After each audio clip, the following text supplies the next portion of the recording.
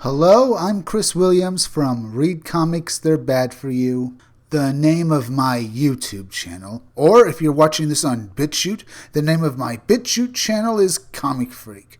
Today I have more news from Disney's Star Wars. Star Wars, The Rise of Skywalker continues reshoots. Yes, they're continuing to try and save The Rise of Skywalker by making as many reshoots as possible and, well, juggling the scenes together to make the movie at least passable.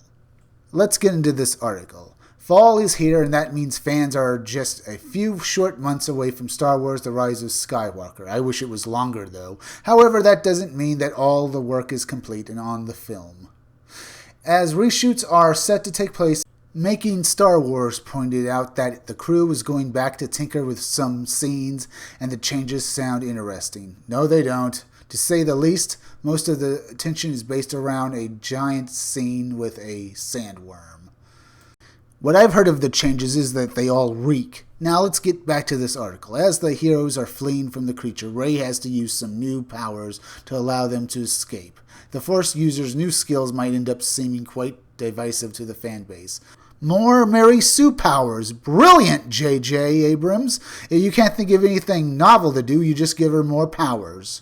As the character has been criticized in the past for being overpowered. While those concerns seem a bit extreme, no they're not. She is overpowered. This seems like uncharted territory for Rey going forward. Making Star Wars also says that the heroine says a line that may raise some eyebrows given the title of the movie.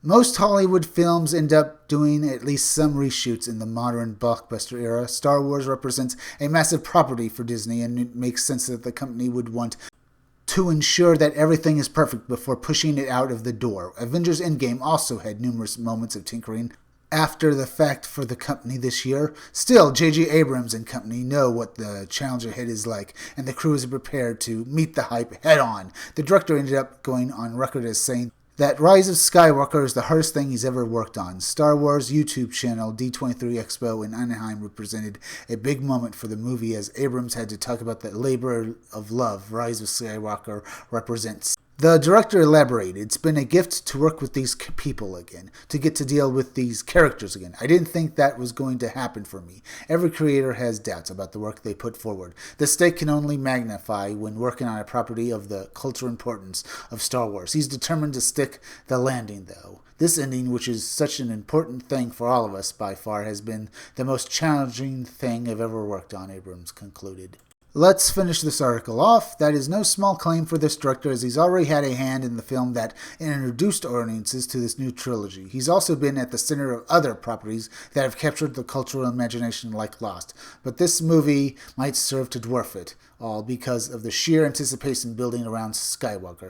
Star Wars The Rise of Skywalker opens in theaters on December 20th. Other upcoming Star Wars projects include a new trilogy from Game of Thrones creators D.B. Weiss and David Benioff, the new trilogy by The Last Jedi director Rian Johnson, and the upcoming Disney Plus TV series The Mandalorian, and other Star Wars works to be premiered on Disney Plus, but I don't really care, because what Disney has done to Star Wars has made people not care about Star Wars, and I just don't care.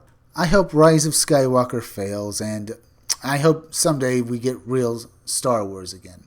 Now, if you like this video, subscribe. Make sure you're still subscribed, because YouTube is going around unsubscribing people, so make sure you're subscribed to my YouTube channel. If you're watching my videos but you aren't subscribed, just subscribe to me. Subscribe to me on YouTube at Read Comics, They're Bad For You. Then go over to BitChute and subscribe to my BitChute channel, Comic Freak. Hit that bell for notifications, hit that like button, and leave some comments down below. Also, could you please share this video, share it on Twitter, and share it on Facebook?